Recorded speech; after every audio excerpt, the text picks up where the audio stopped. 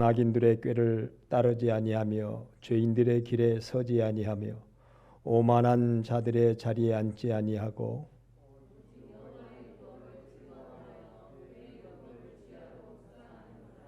그는 시냇가에 심은 나무가 저를 따라 열매를 맺으며 그 잎사귀가 마르지 아니함 같으니 그가 하는 모든 일이 다 형통하리로다.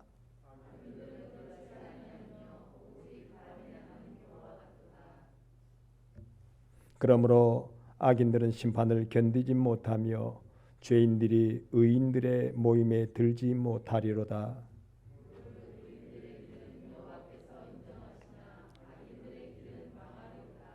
아멘. 오늘 본 말씀은 너무나 우리가 잘 알고 있는 하나님의 말씀입니다.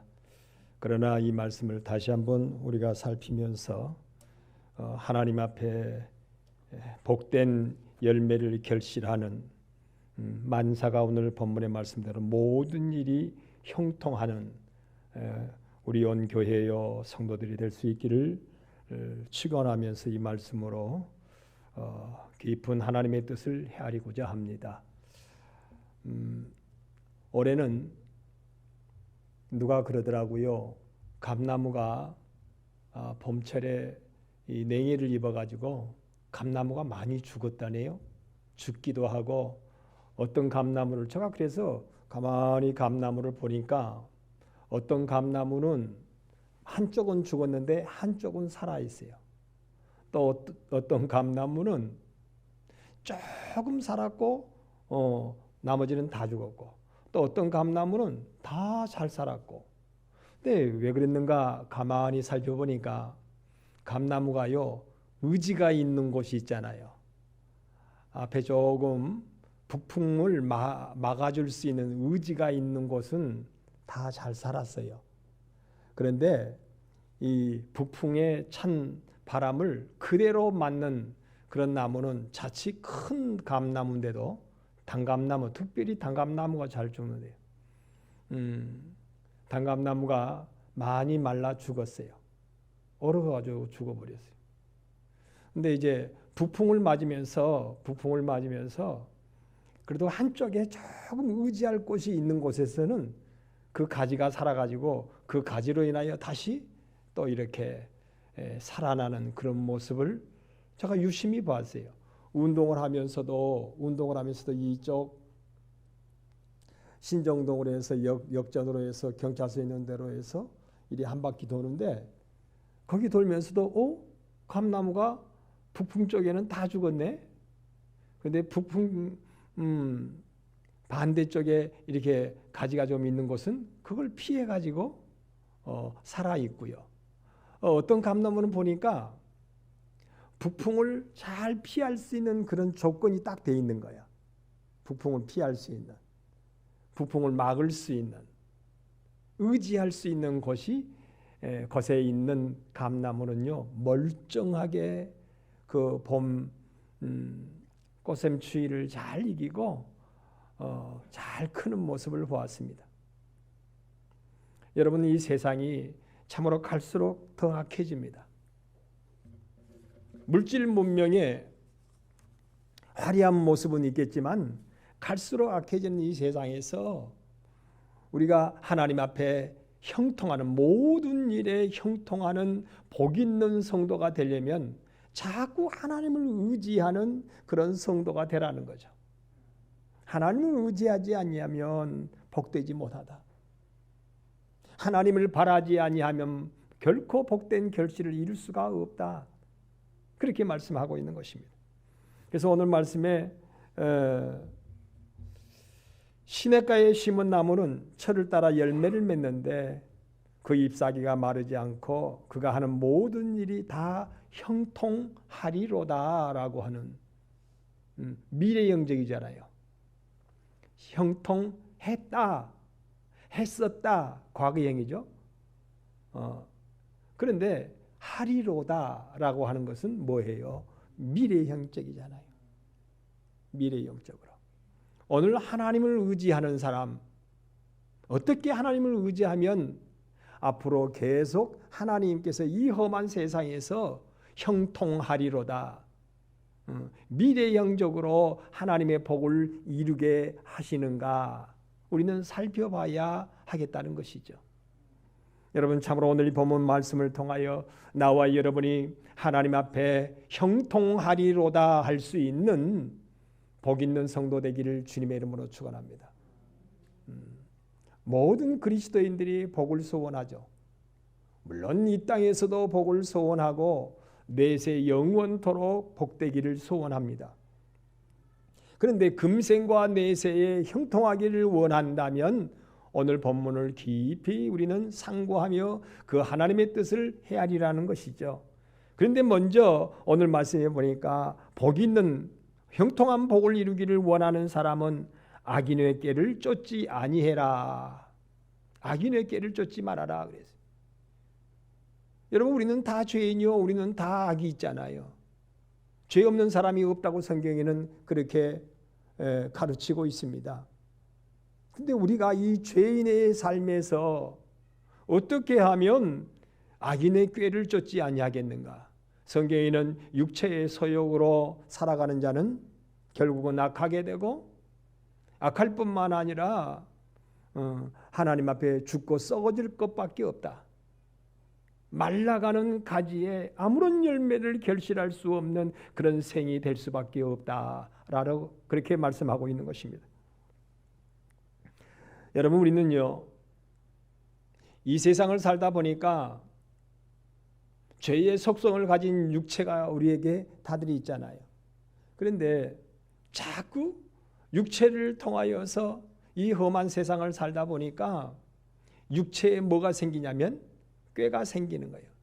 이 꾀를 여러분 우리가 다시 한번 살펴보면 도대체 뭐가 꾀인가? 여러분 이 꾀가 육체에서 나는 꾀요, 육체에서 나는 방법이요, 육체에서 나는 수단을 말합니다.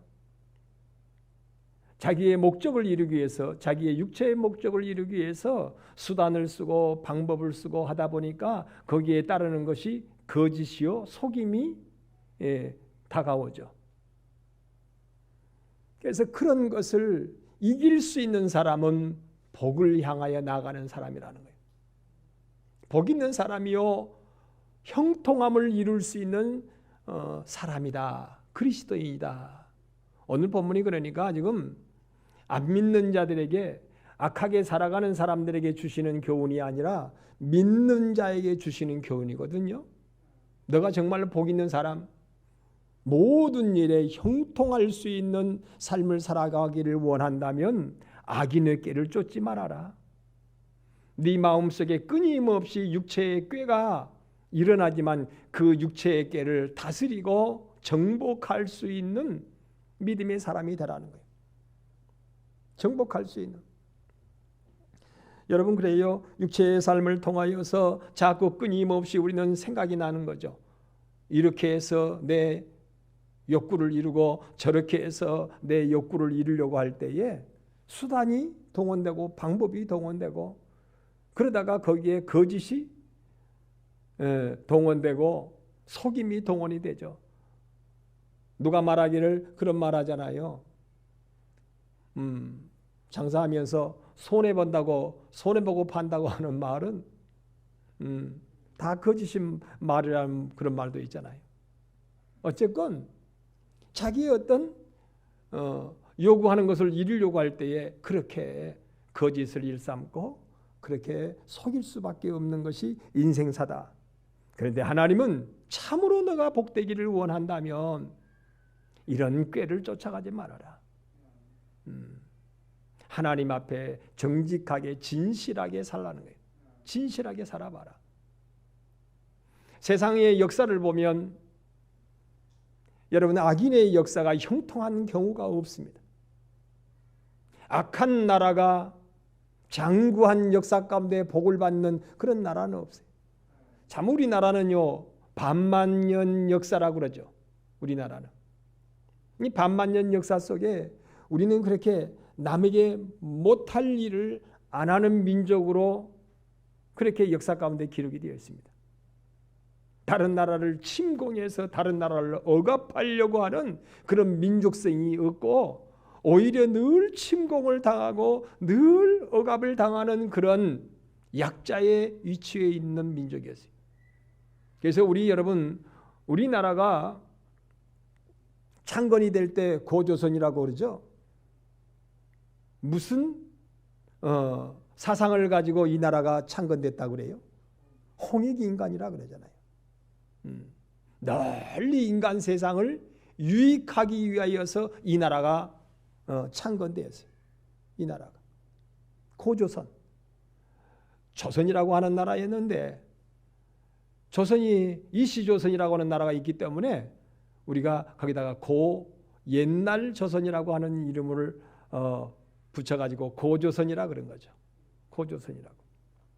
어쨌건 여러분 우리나라는 우리 조상들은 5,000년 전에 나라를 세울 때에 널리 인간 세상을 유익하기 위해서 우리가 나라를 세우자 그랬거든요. 널리. 그래서 이번 코로나 사건을 통하여서도 우리나라는 진단 키트를 통하여서 하여튼 널리 세상에 유익을 주려고 하고 그동안에는 우리가 여러 가지 개발할 수 있는 조건이라든지 아니면 그 기간이 짧아가지고 우리나라는 백신은 못 만들었어요. 물론 만들어서 지금 임상 실험에 들어가려고 우리나라 만든 백신도 그렇다고 그래요. 근데 아직은 그것이 충족되지 못해서 부득불 이번에 미국에서 모더나 백신이 이번에 우리나라에 또 이제 만들 수 있는 기술 협약을 서로 해가지고 백신을 만들자 지금 그렇게 협약이 됐다잖아요. 우리나라에서 모더나 이 백신도 만드는데 이 백신을 만들어서 널리 가난한 나라 그리고 의료의 후진국 이런 나라에 도움을 주자고 미국에서 그러니까 쾌히 우리나라에서 그러자. 우리나라는 세계적으로 백신을 만들 수 있는 생산할 수 있는 그런 조건이 되어 있다는 거예요. 세계적이답니다. 우리나라가. 조그마한 나라인데 삼성 바이오 이 약을 만드는 회사가요. 백신을 개발할 수 있는 조건은 조금 부족했지만 그동안에 우리 역사가 짧으니까 그렇지만은 생산할 수 있는 조건은 세계적이라는 거예요. 세계적으로. 그래서 이 백신을 만들어서 널리 이제 보급을 하고 싸게 한다든지 아니면 그저 지원해 줄 수 있는 공짜로 줄 수 있는 그런 우리나라에서 만드는 백신이 되자 그렇게 서로 약속을 했다는 거예요. 미국하고 우리나라하고. 여러분 우리나라는요 5,000년 역사 가운데 항상 그렇게 도와주려고 그래요. 도와주려고 하는 나라. 난 우리 강변교회도 도와줄 수 있는 교회, 작은 교회를 도와주고 심지어는 참으로 영적으로 어두운 그런 세상에서 방황하는 자들을 도와줄 수 있는 우리 강변교회가 되자. 그러려면 우리가 먼저 빛을 발해야 되겠죠. 말세에 하나님께서는 불을 밝히는 등잔과 같은 교회 그런 성도들을 찾는다고 그랬어요. 봐라 등잔불이 밝히 빛나고 있다. 이것을 통하여 방향을 찾아라는 거예요. 생의 방향을 찾고 영적인 방향을 찾고 하나님을 찾는 생명의 길을 찾아라는 거예요. 그런 사람들을 하나님께서 우리 강변교회에 반드시 하나님이 세우실 거예요. 그것도 등잔불을 등대가 되려면 그 불을 밝혀야 되거든요. 몇 개 정도만 이렇게 세워진다면 몇 개 정도만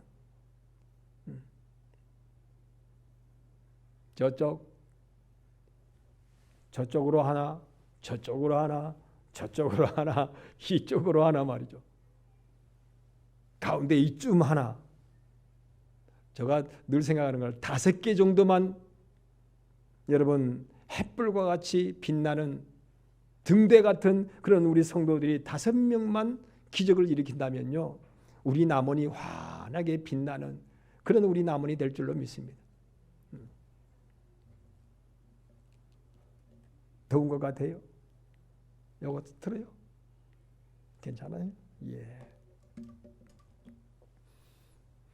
제가 그래서 늘 기도하고 있어요. 많이도 말고 일단은 2단, 3단은 또 모르겠습니다만 일단은 5개만 불이 밝혀지자.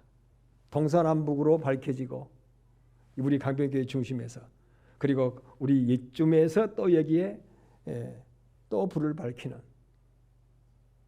근데 바람이 많이 분다 그랬잖아요. 말세가. 등불이 꺼져가려고 그래요. 바람이 불어서 등불이 꺼지려고 그러고 기름 충만하지 못해서 등불이 꺼지려고 그런다고 그랬어요. 그러나 분명히 기름 충만해서 바람을 이기고 등불이 밝히 빛나는 그런 성도가 있다는 것이죠. 그런 성도. 우리 성도님들이 그 등불을 4개 밝힌다면 나도 하나쯤 밝히고 싶어요. 나도 하나쯤. 그렇다면 우리 성도들 가정에 내 가정에 등불이 밝혀지고 나의 삶의 터위에도 하나가 불이 밝혀진다면 5개. 누가 먼저 밝힐 것인가? 오늘 본문에 그 불을 밝히려면 그 복된 역사를 이루려면 악인의 꾀를 쓰지 말아라는 거예요. 악인의 꾀를 쓰지 말아라. 세상은 자꾸 악인의 꾀를 쓰려고 합니다. 너무나도 이 악의 꾀가 육체의 꾀가 팽배해가는 그런 세상입니다. 그렇잖아요, 여러분. 이리 봐도 저리 봐도 믿노라고 하는 사람들조차도 자꾸 악을 써서 아니 큰 소리 친다는 말이 아니에요. 우리 전라도는 악 쓴다를 때 악한 꾀를 써서 그 말이죠.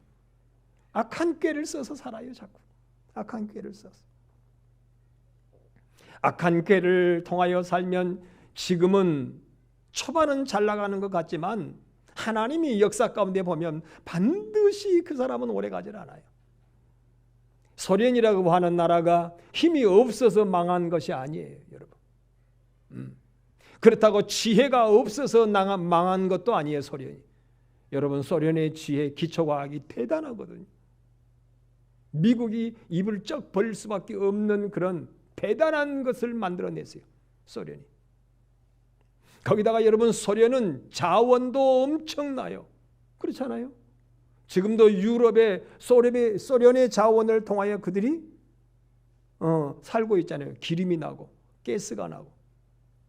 그래서 지금 소련에 있는 구소련에 있는 러시아 쪽에 있는 가스를 우리나라에다가 이렇게 파이프 라인을 이렇게 매설을 해가지고 가져만 온다면 우리나라는 아주 싼 값으로 자원을 이렇게 쓸 수 있다 그러잖아요. 싼 값으로. 근데 그 나라는 그러니까 지혜도 있고 그 나라는 자원도 있고 땅덩어리도 넓어서 얼마든지 모든 걸 할 수 있는 힘 있는 나라였는데 이상하니 70년 역사 가운데 망해버렸잖아요. 없어져 버렸어요. 일찍이 여러분 모든 나라들이 다 그래요. 강한 나라, 악한 나라, 아수르, 바벨로니아, 헬라 등등 말이죠. 몽골의 징기스칸 하나같이 악한 세상의 꾀를 통하여 살면 나라도 망해버렸습니다. 나라도. 개인도 마찬가지요. 악한 꾀로 악한 자의 끝은 없다 그러잖아요. 그런데도 우리는 지금도 믿노라고 하면서도 자꾸 세상의 꾀로 육체의 꾀로 살아가려고 그러거든요. 육체의 꾀로. 자기에게 있는 지혜를 통하여서 육체 가운데 자꾸 수단을 만들어내고 방법을 만들어내고 하나님의 진리가 아닌 세상의 거짓을 통하여 속임을 통하여 자기의 뜻을 이루려고 그래요. 그렇다면 그 사람은 복 있는 사람이 아니라는 거예요. 당장은 뭔가 되는 것 같지만 반드시 그는 망하리로다 그랬어요. 망하게 되어 있다. 그러나 우직하게 사람들에게 비웃음도 받고 조롱도 받지만, 사람들에게 때로는 무시도 당하지만 하나님의 진리로 우직하게 사는 거예요. 악한 꾀를 쓰질 않아요. 일단은 먼저 악한 꾀를 쓰질 않아요. 수단 방법 동원하지 않아요. 거짓말 일삼질 않아요. 여러분 아마 기억하실 거예요. 제가 얼마나 우리 교회에 오래오래 그 말씀드려요. 거짓을 버려라. 제발 거짓말을 버려라. 거짓말하는 사람은 결코 우리 교회에 합당치 않다. 거짓말을 버려라. 목사님 무슨 말씀이세요? 장사하고 살려면 다 거짓말하고 사는 거예요? 세상을 살다 보면 다 거짓말하고 사는 것이지 거짓말 안 하고 사는 사람 어디 있습니까? 거짓말하니까 이만큼 사는 거예요. 거짓말하니까. 그래서 제가 아니라고 말이야. 거짓말하면 반드시 망하게 되어 있다. 어떤 모습으로든지 하나님 앞에 복될 수 없다. 거짓말 버리라고 얼마나 우리 교회에 많이 외쳤는지 몰라요.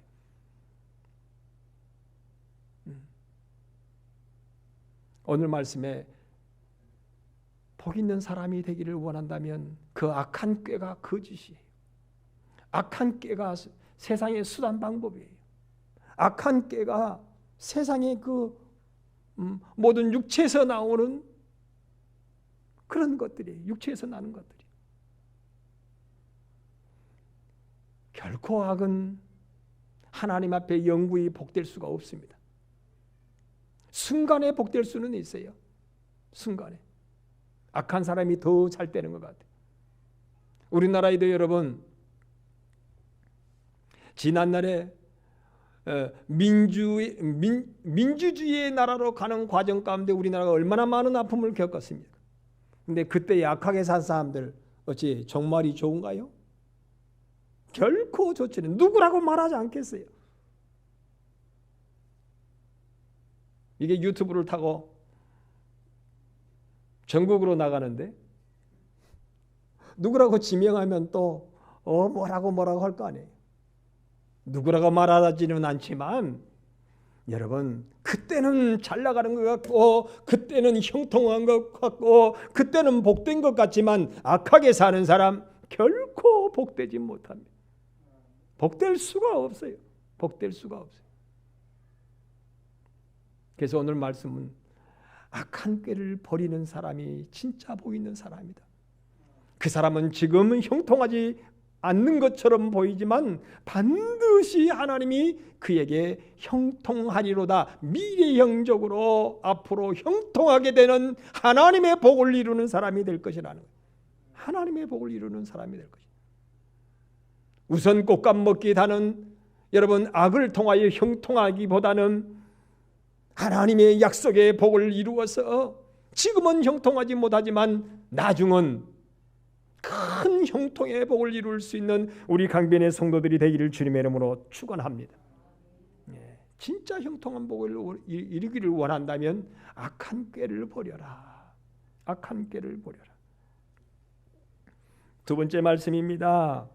네 가지로 오늘 교훈하거든요. 그 다음에 진짜 복 있는 사람이 되기를 원한다면 죄인의 길에 서지 말아라 그랬어요. 죄인의 길에 서지 말아라. 서지 말아래. 설립. 죄인의 길에 서지 말아라. 그러면 반대는 어때요? 의인의 길에 엎드리는 거예요. 성경에는 나와요. 우리는 다 죄인이지만 죄인이 아닌 사람 어디 있어요? 죄인이 아닌 사람이 한 사람도 없대. 이상열 목사도 죄인이고 여기에 우리 장로님들도 다 지난날에 죄가 다 있는 거예요. 죄가. 부끄러운 죄가 있는 거예요. 근데 그 죄로 서지 말고 반대 엎드리라는 거예요. 요한일서에 우리가 잘 아는 말씀이죠. 우리가 만일 우리의 죄를 자백하면 하나님께서 우리의 죄를 깨끗하게 하실 것이요. 우리가 많은 주님 앞에 이 죄를 자백하면 하나님께서 반드시 우리를 이렇게 세우시겠다고 그렇게 말씀하십니다. 하나님은 미쁘시고 의로우셔서 우리가 우리의 죄를 자백하면 우리를 깨끗하게 하시고 우리를 의로운 자리에 서게 하시겠다는 거예요. 네가 나를 진리 가운데 나를 영화롭게 했으니까, 그 말씀 붙들고 끝까지 살았으니까 나도 너를 높여주고 내가 너를 영화롭게 하고 하는 말씀이 한두 군데가 아니에요. 한두 군데가 아니에요.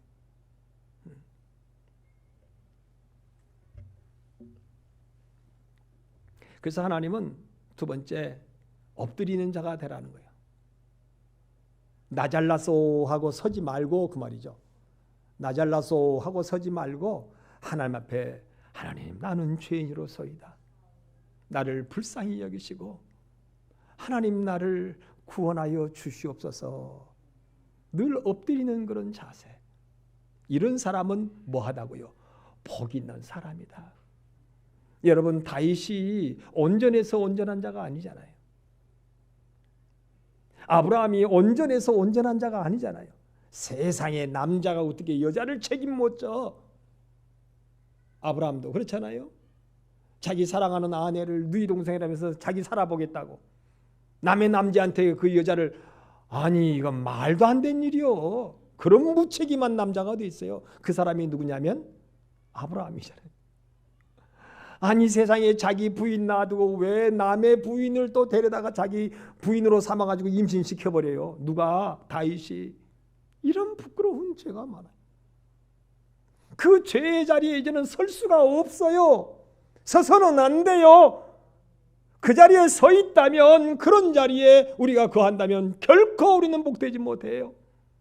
그러니 우리는 하나님 앞에 뭐 하라고요? 죄인의 일에 서지 말고 이제는 하나님 앞에 믿음의 자리에서 엎드리라는 거예요. 믿음의 자리에. 아니 보이는 모습에 경건한 모습으로만 엎드리지 말고 참으로 우리의 마음이 하나님 앞에 엎드리라는 거예요. 마음이. 우리의 인격이 하나님 앞에 엎드리고, 우리의 성품이 하나님 앞에 엎드리고, 우리의 삶이 하나님 앞에 엎드릴 수 있는 사람, 이런 사람이 의인이라고 그래요. 믿음으로 의롭다함을 얻잖아요. 우리는 하나님을 믿는 믿음의 사람은 엎드리는 사람입니다. 엎드리는 사람. 나여 하고 서면 결코 복되지 못해.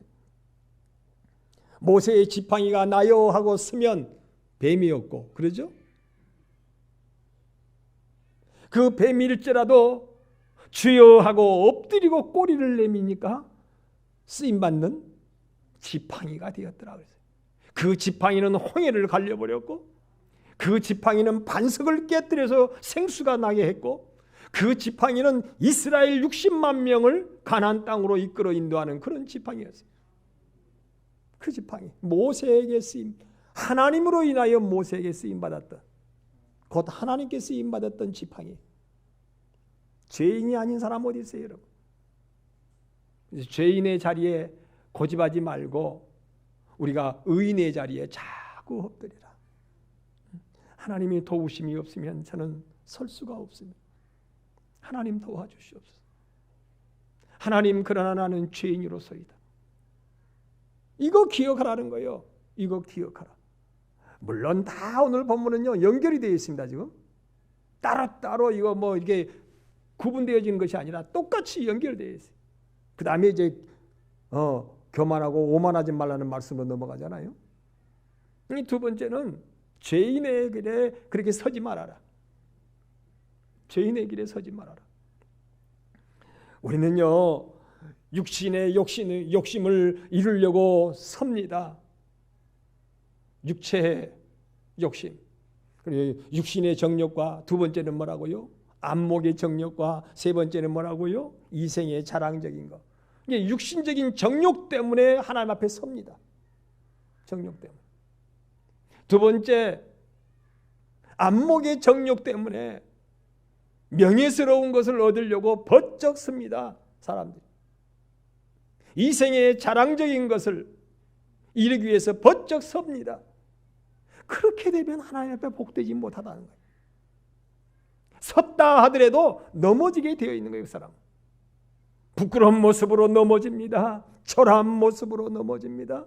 오늘 여러분 예레미야서 21장 말씀해 보니까 새벽기도 때에 하나님이 참고 참으시다가 진노하시고 분노하시고 대노하시겠다 그랬어요. 하나님이 대노하신데 그 대노하실 때에 진노하시고 분노하시고 대노하실 때에 3번이나 그렇게 연거푸 말씀하셨더라고요. 21장에 예레미야. 근데 첫째, 큰 질병을 통하여 하나님이 치신다는 것. 질병을 통하여 치셔요. 두 번째, 칼을 통하여 치시는데 이건 여러분 해를 당함을 통하여서 친다는 거예요. 전쟁을 통하여 침을 당하고 아니면 이 세상에서 이런저런 갑자기 고통스러운 그런 고난들이 있잖아요. 칼을 통하여, 상함을 통하여 하나님이 우리를 진노하시겠대요. 그 다음에 세 번째는 기근을 통하여서. 느닷없는 여러분, 요즘에 뭐 바람 불잖아요. 태풍이 부는데 이거 심상찮아요. 태풍이. 요즘에 우박이 떨어지면 심상찮게 우박이 떨어져요. 요즘에 또 가물을 나면요 심상찮게 또 가물어요. 전 세계적으로 가물은다잖아요. 가뭄이 오고 또 어느 때는 폭우가 쏟아지면 막 한꺼번에 그냥 폭우를 쏟아버리고. 하나님이 그렇게 3가지를 통하여서 하나님이 진노하시고 분노하시고 대노하신다 그랬어요. 대노하신다. 그래서 사람도 쓰러지고 짐승도 쓰러지고 가족들을 통하여 쓰러지게 하고 친구들을 통하여 쓰러지게 하고 막 쓰러짐이 있대요. 그런데 복 있는 사람은요 죄인의 글에 서지 아니하려고 하는 사람, 그럴 때 더 엎드릴 수 있는 사람들이라는 거예요. 여러분, 우리 교회 성도들은 참으로 엎드리는 하나님 앞에 그런 겸손한 우리 성도들이 분명히 점점점 많아질 것으로, 숫자는 적지만 여기 있는 사람 여러분 5사람만 참으로 이렇게 겸손하게 하나님 앞에 엎드릴 수 있는 사람이 된다면 하나님은 역사하시거든. 하나님 역사하시거든. 에레미야 혼자 여러분 엎드렸어요. 에레미야 혼자. 이사야 혼자 엎드렸어요. 사무엘 선지자 혼자 엎드렸어요. 제가 늘 말씀드리지만 요셉의 형제들이 그렇게 8형제가 있는데 누구만 엎드렸어요? 요셉만 엎드렸어요. 요셉만 엎드렸어요. 다윗도 많은 형제들이 있는데 그 어려움 가운데 다윗이 하나님 앞에 엎드렸어요. 어려워서가 어려운 것이 아니에요, 여러분. 하나님 앞에 엎드렸으니 어려운 거예요. 엎드렸어요. 나여 하고 선다면 복 있는 사람이 아니라는 거예요. 그게 죄인의 길에 선 사람이에요. 내가 죄인인 걸 모르고 사람들이 서 있어. 항상 섰다니까 그러면 목사님 맨날 우리는 그럼 앉아만 있어야 돼요. 그거 말하는 게 아니잖아요. 그게 말하는 게 아니에요. 지금도 선 사람들이 많잖아요. 예수 믿는 사람들이 선 사람들이 많아요. 근데 하나님은 그렇게 죄인의 길에 서 있는 사람은 복되지 못하다. 의인의 길로 엎드릴 수 있는 사람이 복 있는 사람이다. 지금은 복되지 않은 것처럼 보이지만 반드시 때가 되면 그 모든 행사가 뭐한다? 형통하리로다. 하나님이 형통하리로다라고 하는 복을 주시겠다는 거예요. 하나님 앞에 엎드리는 사람. 이상열 목사도 죄인이에요. 이상열 목사도 죄인의 본성 기질이 있는 사람이에요. 저 기질 없는 사람 같아요. 기질이 대단히 센 사람이에요. 저도 생긴 거 보세요. 생긴 거 보세요. 그런데 죄인의 길에 서지 아니하려고 자꾸 하나님 앞에 엎드려요. 자꾸. 여기 우리 사랑하는 성도들도 그런 사람들이 우리 성도들 다 해요. 다. 하나님 나 엎드립니다. 하나님 나 엎드립니다. 네가 나에게 엎드리기만 한다면 내가 너의 앞길에 반드시 형통함으로 내가 너와 함께 하겠다. 엎드리는 사람. 여러분, 사람의 욕심은요, 사람의 욕심이 잉태한 적 죄를 낳고, 아니 나 그런 죄 없었는데, 그런데 욕심 때문에 죄를 낳고, 그 죄가 죄에 가만히 놔뒀더니 그 죄가 점점 아이고 봐봐요, 풀이 풀 그거 제거 안 하면 어때요? 난리 나버려요. 난리 나버려. 그러잖아요. 풀을 제거해야 심어놓은 곡식이 열매를 맺는 거예요. 그렇게 죄인의 길에 서 있으면 안 된다는 거죠. 죄인의 길에. 그 죄를 가만히 놔둬버리면, 그 죄를 가만히 놔둬버리면, 죄로 서 있으면 그는 죄가 장성한 즉 뭐 하게 된다?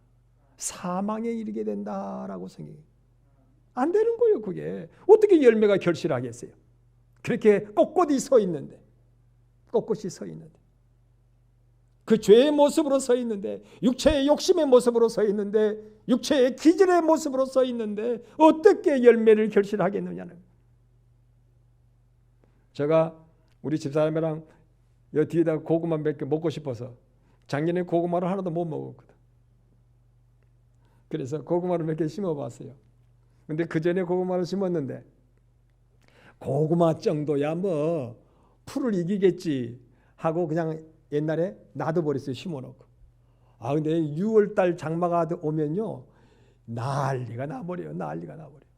무슨 난리가 나요? 아이고 풀들이 난리가 나버려요. 그래가지고 이제 가을철이 돼가지고 고구마 걷어가지고 이렇게 거두려고 이렇게 했는데요. 세상에 고구마를 시종자도 못 찾았어요. 없어요. 고구마가 안 들어요. 고구마 풀 속에 놔둬버리는데 어떻게 해요? 죄의 욕심 가운데에, 죄의 기질 가운데에, 죄의 모습으로 여러분 놔둬버리면 결코 하나님 앞에 복된 열매를 결실하지 못하고 그 죄의 모습을 자꾸 꺾어버리고 하나님 앞에 엎드리는 사람은 때가 되면 그 행사가 다 뭐한다? 형통하리로다 그랬어요. 하나님이 그 말씀하시네요. 너 그 모습 그대로 놔둘 것이냐? 그 모습 그대로 놔둔다면 너는 거둘 거이 없어 그 말이죠. 그러나 너가 그것을 쳐서 복종시켜서 하나님 앞에 엎드리는 삶을 살아간다면 너는 반드시 거두게 된다. 반드시 거두게 된다. 제가요 지난 주간에 이런 생각을 해봤어요. 뭐 누가 그러더라 노래할 때 잘난 사람 잘난 대로 살고 못난 사람 못난 대로 산다 뭐 그러더라고요. 그 사람이 누구냐면 순창에 사는 사람이요. 그럼 이름이 뭐죠? 신신해 맞아. 신신해 그 사람이요. 순창 사람이에요. 순창 제1교회 성도로 제가 알고 있습니다.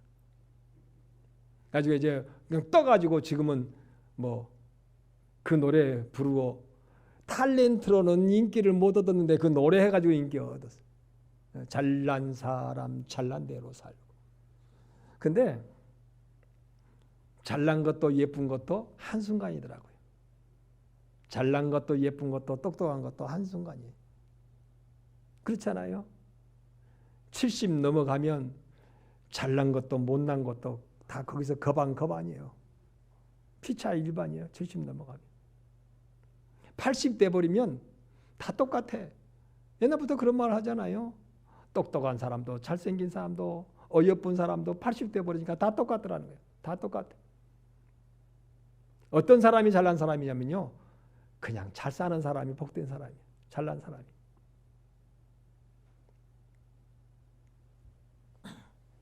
나는 우리 강변의 성도들이요. 말년에 다 잘난 성도들 되시기를 주님의 이름으로 축원합니다. 잘난 성도는 하나님의 복을 주셔야 돼요. 근데 어떤 사람 스스로 잘난 체 하지 말고 서 있지 말고 하나님 앞에 엎드리는 사람 하나님이 어떤 모습으로든지 갚아주신대. 그 인생의 말년에 결실하게 하신다는 거예요. 야, 참 이상하네. 어찌 된 거야? 이상할 거 없어요. 가을 되면 거둘 것이 많아요. 심는 자는 반드시 거둬요. 여기를 가도 거둘 것, 저거를 봐도 거둘 것, 거둘 것이 많아. 아이고 이거 농사 안 될 줄 알았는데 그저 했더니 되네. 거둘 것이 많아. 하나님 그 말씀인 거예요. 너 죄인의 길에 꿋꿋이 서지 말고 죄인이 아닌 삶을 살았다 하면 의인의 사람이 반대잖아요. 의인의 삶은 하나님 앞에 엎드리는 사람. 하나님 도와주세요. 하나님 나는 죄. 성경이 그렇게 가르치잖아요. 하나님 나는 죄인이에요. 이리 봐도 죄인이고 어렸을 때를 생각해봐도 죄인이고 자라나면서 생각해봐도 죄인이고 내 인생사를 이리저리 살펴보니 죄인밖에 죄된 것밖에 없어. 다윗처럼 남의 아내를 데려다가 임신시켜가지고 자기 아내를 삼아버리고, 응? 요셉처럼 맨 고자질만 하다가 남의 집 종살이나 하고 누명 쓰고 감옥살이나 한 게 뭐 잘난 게 뭐 있어요. 잘난 게 그렇잖아요. 그런데 하나님 앞에 그는 엎드렸잖아요. 그거 참 다른 거 없어요. 하나님 앞에 엎드렸어요. 내게 가장 귀한 복은 하나님 앞에 엎드린 것밖에 없어요. 이런 팬데믹이 와도 코로나19가 와도 어제 그러더라고요. 뭐 화이자 백신이 좋다고 그래서 화이자 백신이 맞았는데 1, 2차 다 맞았대요. 그런데 의료진이라 그러죠. 20대 의료진. 그런데 걸렸대요. 확진자가 되었대요. 여러분, 사람의 수단이나 방법이나 세상에 달려있질 않아요. 하나님이 지켜주세요. 하나님이 거두게 하세요. 거저 심어놨어요, 그냥. 그리고 우리 전라도 말로 여기는 지심이라는 말을 하나요, 안 해요? 지심. 예, 지심 맺어요, 지심. 지심이나 메고 죄의 길에 서지 아니하려고 지심이나 메고 자꾸 하나님 앞에 엎드리기만 있었어요. 모든 농작물은요, 농사하는 사람이 가서 엎드려가지고 노래하면서요, 호미 가지가가지고 뭔만 하면 그냥 니 잘 커라 북 떠든다 그러죠. 풀 뽑아내고 그냥 잘 커라 하고 그렇게만 해줬는데 가을철 되니까 아이고 콩에는 콩이 열리고 팥에는 팥이 열리고 고구마 숲 밑에는 고구마가 열리고 하여튼 호박 덩굴에도 호박도요 심어놓고 가만히 놔둬봐요. 거둘 거 없어요. 아무것도.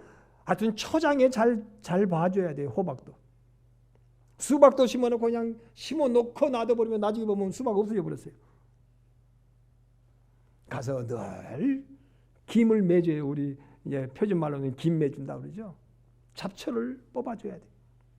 우리 전라남도 쪽에 이쪽에 보면은 지심 매인데 지심을 매주고 하고 북 돋아주면 북 돋아주고 나면 그래 하나님 말씀으로 북 돋아주고 내 마음속에 죄악된 것을 자꾸만 주님 앞에 주여 이거 뽑아내 주시옵소서라고 하고만 지나갔더니 결실한 열매가 풍성하리로다 그랬어요. 풍성하게 된다. 그렇게 인생을 살다 보면 여러분 인생은 후반전이라니까요. 인생은 후반전이에요. 지금부터요. 인생은 누가 그러다 인생은 60부터 그러더라고요. 또 누가 말하기를 이때가 가장 좋은 때라 그러기도 하고 또 무슨 노래가 하여튼 뭐 그런 게 있잖아요. 난 노래를 그럴 줄 알면 노래를 좀 배워놓을 것인데 그건 뭐 노래에 있잖아요. 하여튼 지금이요. 지금 인생은 지금부터요. 지금 여러분 참으로 죄인의 길에 서지 아니하고 의인의 길에 엎드릴 수 있는 하나님 앞에 엎드릴 수 있는 자 되기를 바랍니다. 그렇다면 하나님이 그 행사가 결국 형통하리로다. 하나님이 복을 주시는 거예요. 안 되는 사람은 안 돼요. 안 되는 사람. 제가 이 오수의 어떤 사람 서울대 법대 다니다가 중간에 이상스럽게 돼버렸어요. 서울대 법대. 안 되더라고요. 서울대에 들어간 것만도 박수 쳐줄 일이잖아요. 법대에 서울대 법대에 들어가니까 얼마나 박수 칠 일이에요. 그런데 안 돼요. 안 되더라고요. 어떤 사람은요. 고시 봐가지고 사법고시 돼가지고 합격 통지서 받고 안 돼버렸어요. 병들어 버리더라고요. 저쪽 완주 고산 쪽에서 있었던 일입니다. 사법고시 이제 그 고시 패스해가지고 사법연수원에 들어가면 판사가 되든지 검사가 되든지 될 판이요. 그런데 병 들어가지고 세상을 떠나버렸어요. 이번에 손 누구? 중앙대학교 의과대학 본과 1학년이래요. 아들 하나 돼요. 왜 아들 하나? 그런데 그놈의 술 때문에, 그 왼수 같은 술 때문에. 젊었을 때 여러분 그 정도쯤 되면 술 먹는 것이 무슨 의미겠어요, 그게? 요즘에 젊은이들에게. 그런데 정도가 있지. 그렇게 밤새 술을 먹고 새벽 1시 넘도록 2시가 되도록 술을 먹었는지 어쨌는지. 어쨌든 지금 도대체 왜 죽었는지 어떻게 죽었는지 모르겠대. 기가 막힐 일이요. 기가 막힐 일이.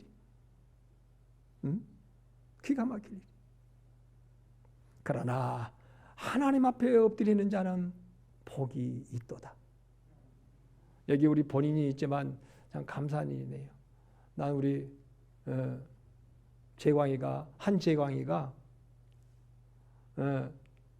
한재광이가 우리 최성숙 집사님 남편 되시는 분은 한상용 우리 성도님, 그 아들 외아들 한재광이가 유도 상비군에 있는데 이번에 전국대회 가지고 1등 했대요.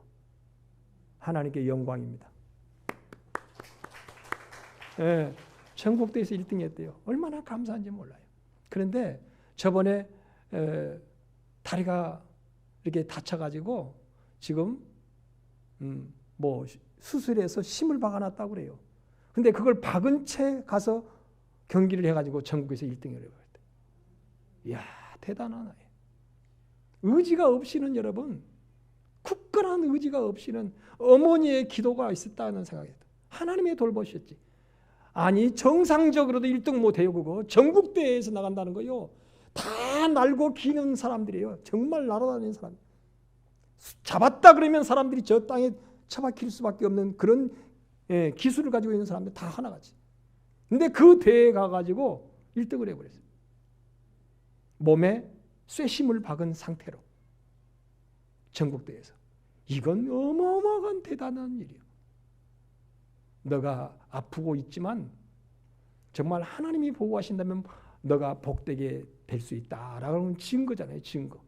세상에 쇠심을 받고 1등을 해버렸대. 얼마나 아팠겠어요. 그런데도.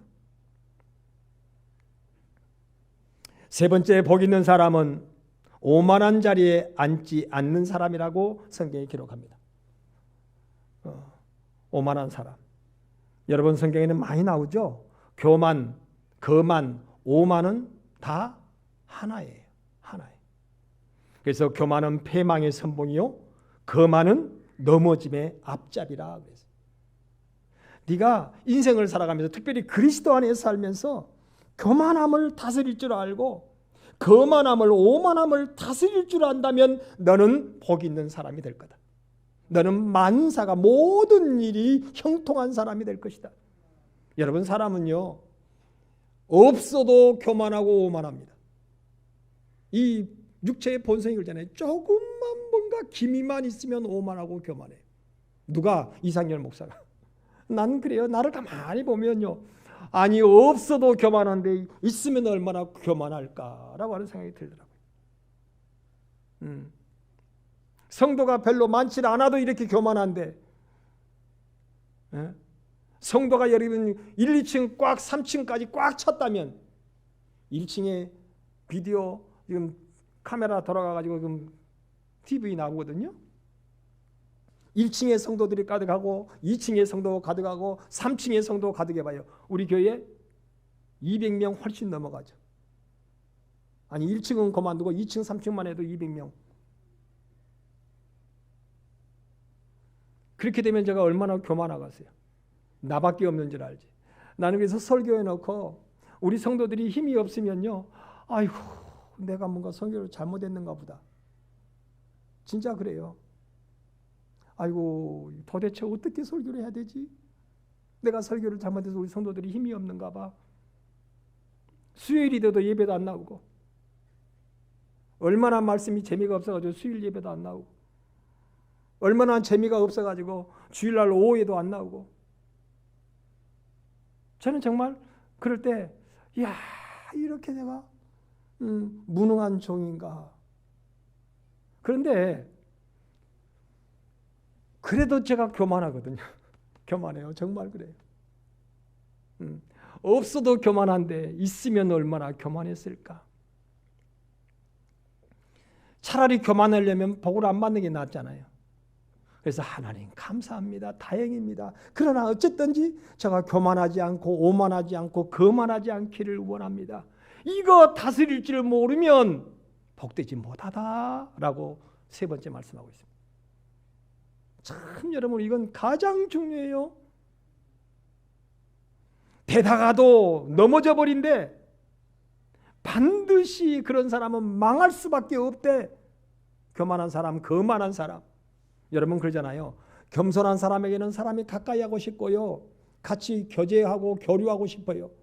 그런데 아이고 저 벌통 걷는 것 같... 아니 벌통 그러니까 우리 장로님 벌통 하시잖아요. 소도하시면서 벌도 하시는데 그런 의미가 아니라 그러면 말벌이라 그럴까? 예, 말벌. 하여튼 그런 게 있잖아요. 건들지 못한 사람이 있어요. 얼마나 독한지. 응? 막 그냥 뻑하면 쏴버리려고 그래. 그냥. 뻑하면 쏴버리려고 그래. 그런 사람 옆에는요. 사람이 가까이 안 가지요. 가까이 안 가. 누가 그러냐면 이상열 목사. 나는 우리 성도님들이 가까이 못하는 것이 내가 교만해서 가까이 못한 것 같아. 예. 옛날부터 그런 얘기를 들어요. 전 청년 때부터 그런 생각을 들었어요.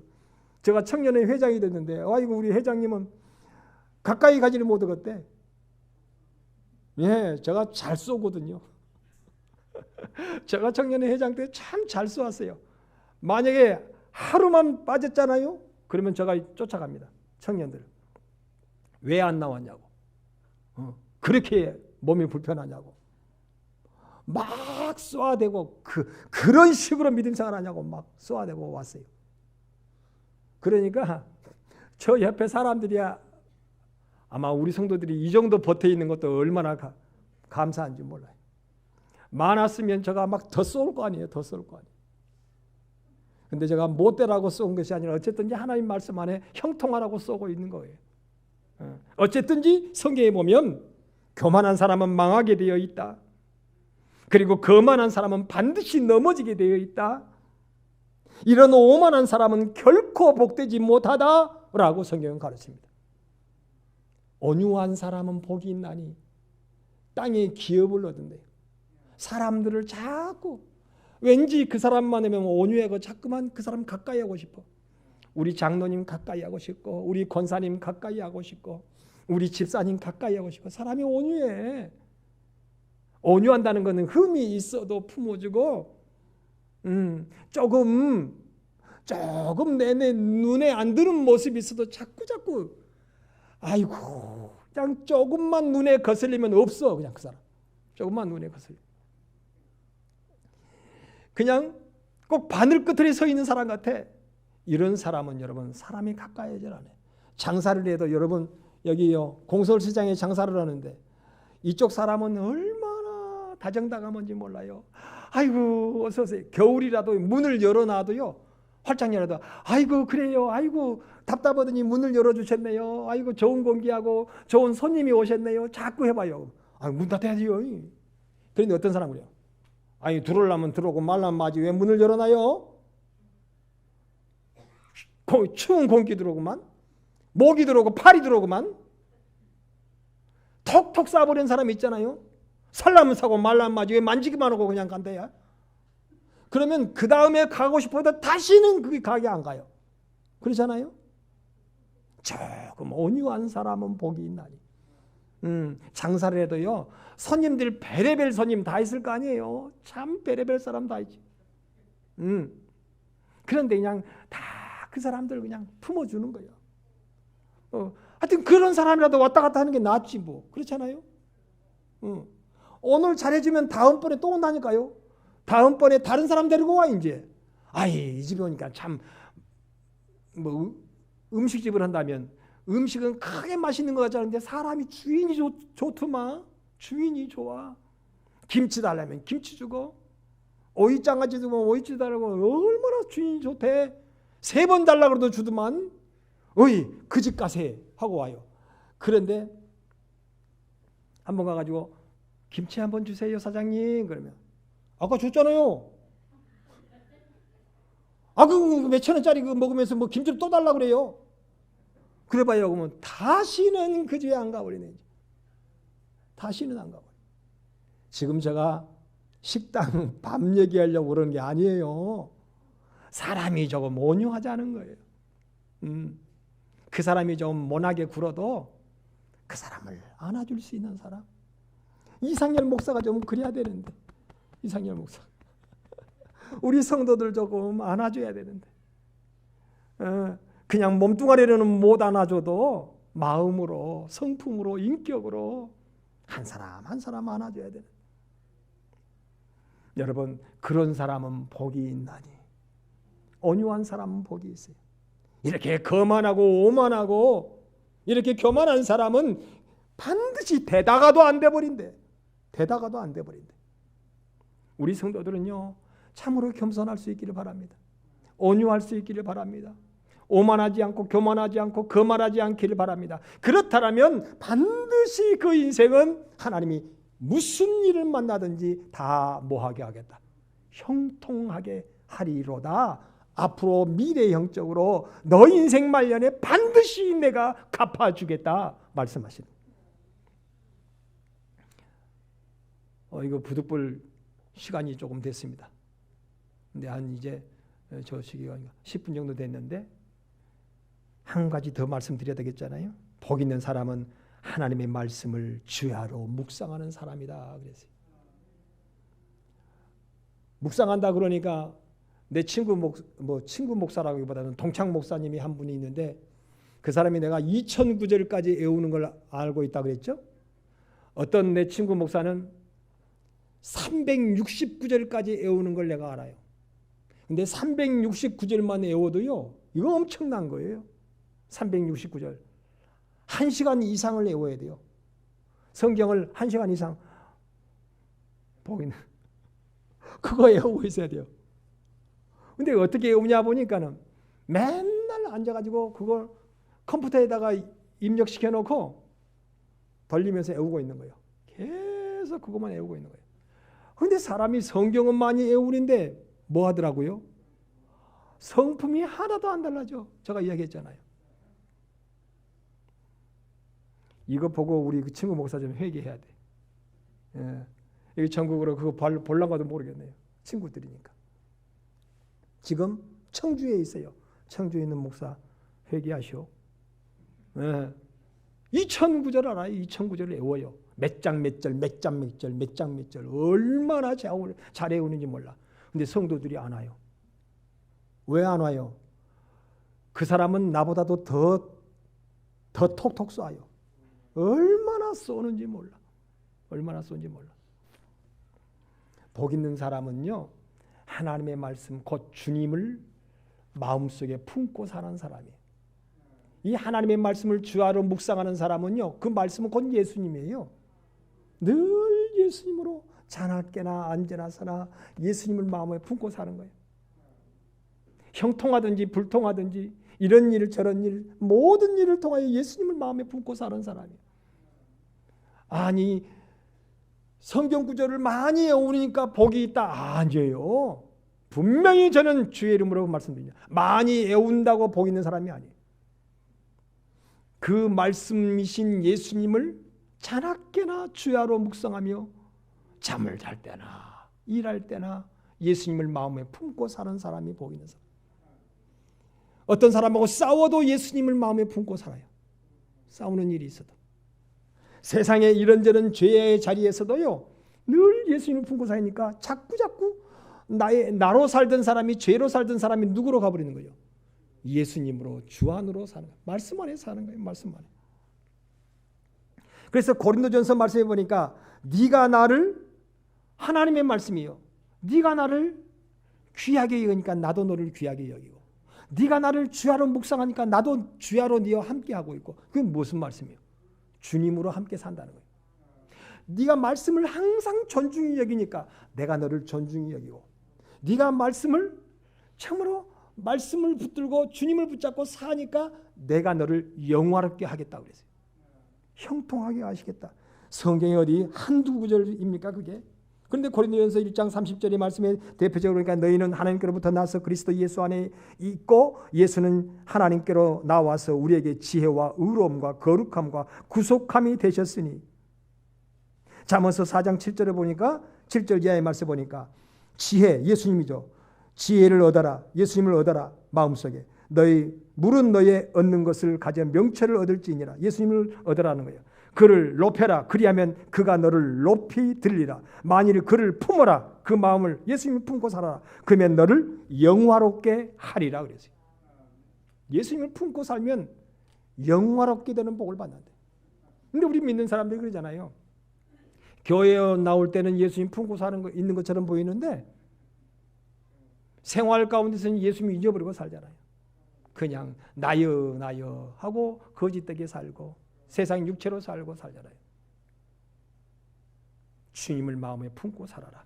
그렇다면 형통하는 복을 받는 사람이 반드시 되어진다라고 말씀합니다. 여러분 오늘 제목 기억하시길 바랍니다. 내가 형통하는 복이 있는 사람이 되어야 되겠다. 그래서 하나님께 영광을 돌리고 마지막 때에 등경 위에 올려놓는 등불과 같은 등대의 삶을 살아가는 내가 되어야 되겠다. 강변교회 성도 되어져서 남은 땅에 그 역사를 이루어야 되겠다 할 수 있는 우리 온 교회가 되시기를 주님의 이름으로 축원합니다. 기도하겠습니다. 하나님 고맙습니다. 감사합니다.